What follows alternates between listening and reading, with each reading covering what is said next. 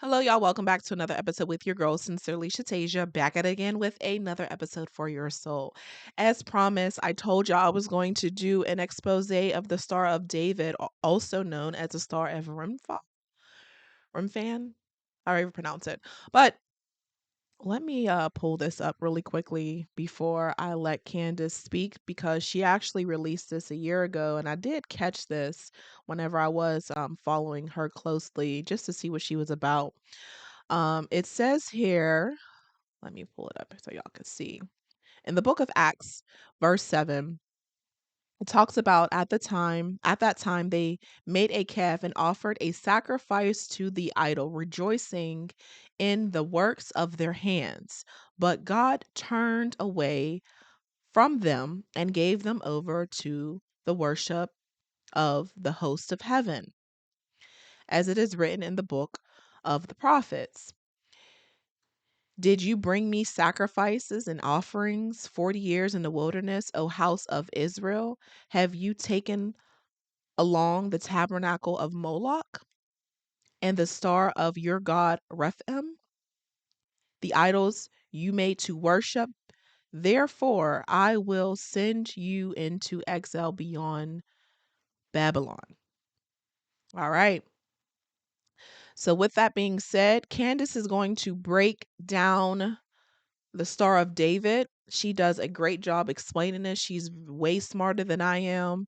Um, and she has more articulate speech than I do. So I'm going to let her speak and give credit where credit is due because Candace Owens don't seem so crazy nowadays. God is handing out vindication for people you wouldn't even expect him to be given vindication to, even if they believe a false religion. So here we go. Let's listen to her break down the Star of David. Present, and the state is going to tell you what to think. They're going to enslave humanity, in my view, in this way. And one thing, and this is a big thing, by the way, so I'm really hoping that a lot of people who are Jewish are watching this as well.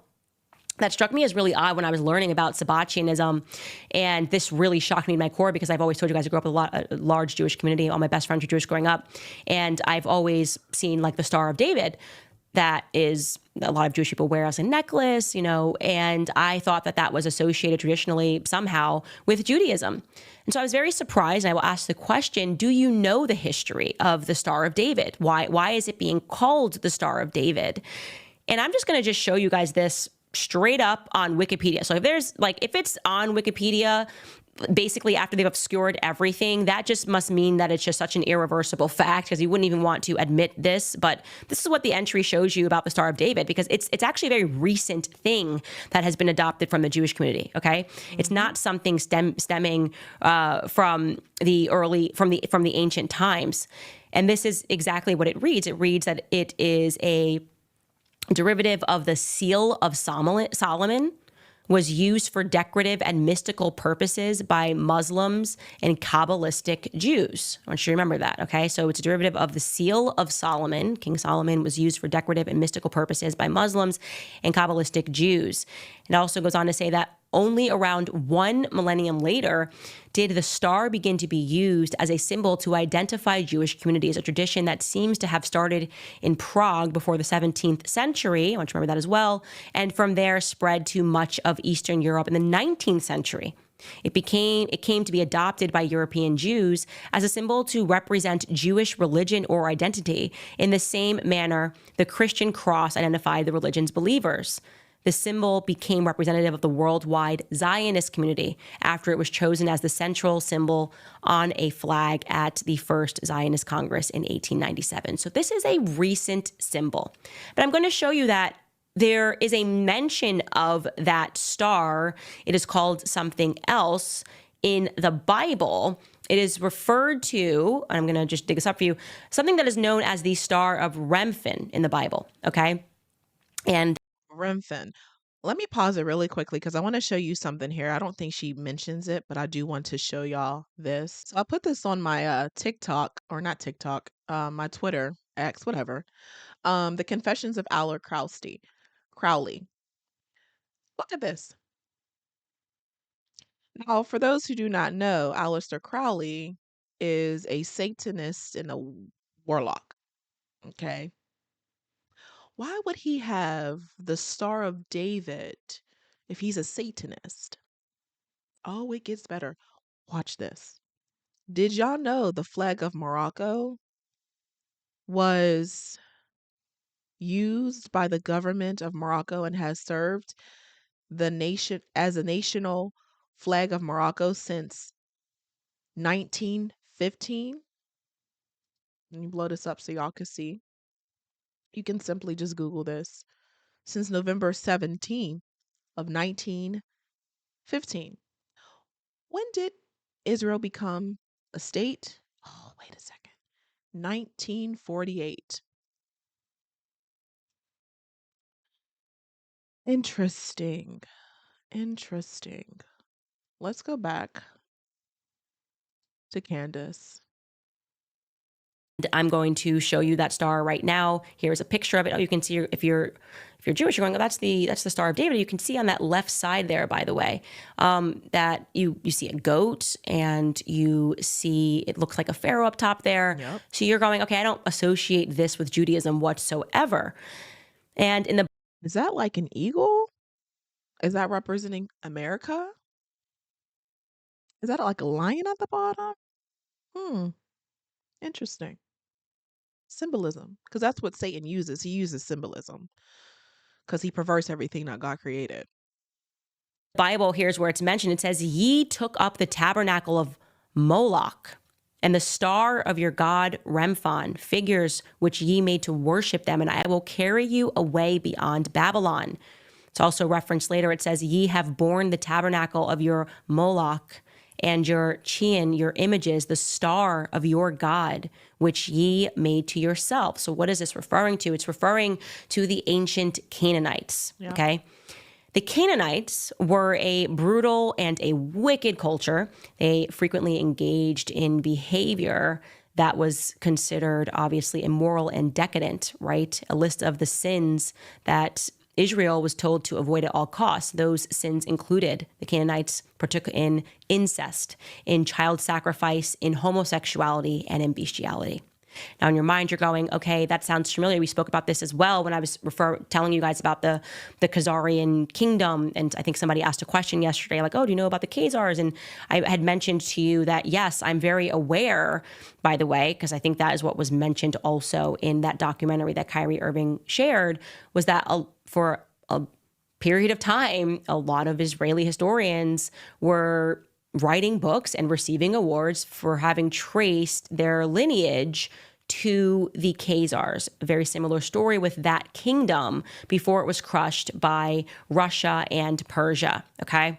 So if you're following what I'm saying to you here, essentially this star of Remphan, which is being used, it was a symbol that the Canaanites used, and it was the star of a deity in which they worshipped. And I'm going to show you that Moloch, I guess. Okay, so again, you are seeing child sacrifice, which is what is being portrayed here. I'm not sure if we have another photo of Moloch, but yeah, you know, it has long been understood. There's Baal, there's Moloch, it's all about child sacrifice, and the goat is a known image that is associated with it. And another word for Moloch is Saturn. So this is all very interesting because you're going, okay, you have this entry. It says to you that this came from the Seal of Solomon. It had to do more with the Kabbalah. A lot of people wear it today, and they don't worship the Kabbalah. They have, obviously, but again, you don't really know history. You're growing up in a family. You're wearing this. You don't know history of these things, because why would you? I don't know much history about really anything. Like I said, I don't even know where my family's ancestry comes from. But I found this to be really interesting. So on Wikipedia, there's just an entry for sorcery, just the word sorcery, which they have in parentheses is also known as Goetia, okay? And it tells you that King Solomon in this entry of Israel was linked with magic and sorcery, attributed to a book with incantations for summoning demons. Okay, the Testament of Solomon, one of the oldest magical texts, narrates Solomon's use of a magical ring to command demons. Now, you can see on the right there, Solomon's seal has what we would refer to, it is the Star of David, right? The Star of David that we know, actually, as we just saw, it's actually the Seal of Solomon. And it is telling you that King Solomon linked this with magic and sorcery. And the oldest magical text narrates Solomon's use of a magical ring to command demons. With the ascent of Christianity, books on magic were frowned upon, and the spread of magical practices was often associated with paganism. Okay. And then you'll see later on in this exact same Wikipedia entry, it says the magical revival of sorcery gained momentum in the 19th century, spearheaded by figures like Eliphas Levi. If you're a watcher of this show, you know that is the guy that created Baphomet, the transgendered deity. Okay. Spearheaded by Eliphas Levi and Aleister Crowley. Okay. See? Person that I've been telling you, the establishment of NASA. So what we have here is a scenario where the occult has really just kept going on since biblical times, masquerading within and around different religions. So you know about Gnosticism, the Jewish Kabbalah, the Christian Kabbalah. We know that there are these people who believe in this magic. And that is why yesterday when I was telling you guys, and you guys were very reactive, and I'm so glad that you really engaged in this, about this unknown schism that took place. So relevant to understand this. And again, I learned this because I was interested in the perversion of Sigmund Freud, this unknown schism in which half of the world's Jewry converted or followed this guy who they believed to be the Messiah. His name was Sabbatai Zevi. Now, Sabbatai means Saturn, okay? And by the way, in case you guys didn't know, this is just another fun fact, there is a hexagon on Saturn. Okay, so you have this guy, bring him back up again, Sabbatai Zevi. And the story there, and I'm going to run you through this very quickly, is that this guy was born in what would be considered modern day Turkey. Okay, he was Turkish. He was living in the Ottoman Empire. He declared himself to be, he was a follower of the Kabbalah, the Lurianic Kabbalah, which was a very big deal at that time. He declared himself to be the Messiah, and half of the world's Jewry at that time believed that he was. People were traveling to Palestine to see him, to bring him gifts. And then what happened was they became disillusioned with him because he came across the Sultan, the Ottoman Sultan, and the Sultan was like, you better convert. You're either going to become a Muslim or I'm going to kill you. And so this guy freaked out. It's understood now. There are great Jewish historians among them, I think, who is probably the most well-read on this guy and this guy's history is a man named Gershom Shalom. And again, I will link these books on my locals page. I didn't do it yesterday because I ran out of time, but I'm going to do it. Anyways, he basically said, yeah, you're going to either convert, you're going to become a Muslim today, or you will get killed. And so guess what he did? He converted and he became Muslim. Okay. So this guy who says he's the Messiah, who's worshiping the Kabbalah, then converts and suddenly says, oh, this is actually totally fine because I have fulfilled the law of the Torah. I have fulfilled the law of the Torah, and actually it is now called upon us to sin.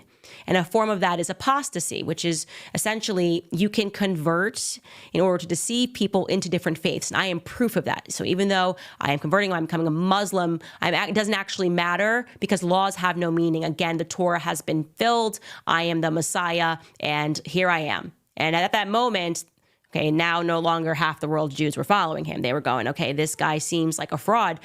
But he had the backing of the wealthiest people in the world. Sounds more like what we are dealing with today, with Trump being a billionaire, Israel being very influential over Trump and America and just over every administration that takes office, and how they're continuing this demonic agenda of Israel, the state of Israel, as God's chosen people, not understanding that the nations were actually a group of people, and the Bible says that they were scattered throughout the four corners of the earth. Corners, not globe. That's another topic and another day. But we see a lot of the things that we have been told and taught in school and church is a lie. We all have felt prey to this. I thought the Star of David was biblical until I came across this last year and did my own research. And I said, oh, Candace ain't too crazy when it comes to this. Now she can be off when it comes to her religion and everything, but this she hit the nail on the head. And this is where we have to give credit where credit is due, because Candace Owens tried to warn um Christians who are born again through Christ and Christ alone that this has been one of the biggest deceptions that a lot of Christians in the Western Hemisphere has believed. I have seen the Star of David. I had clothing with the Star of David. I had a figure of the Star of David, but not really taking the time to research and to see where did the Star of David come from.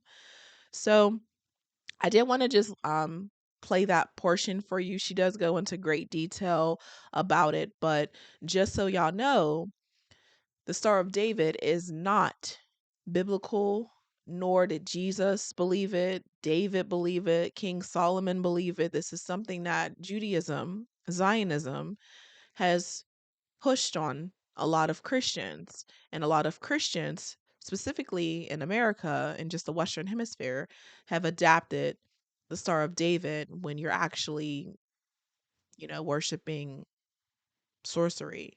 Um, and you think it's sacred. So, you guys can check out the full video. Um, Here it is, live, more cult history exposed. And she released this July 30th of 2024, actually 2 years ago. My bad, I thought it was a year ago. Time is flying by.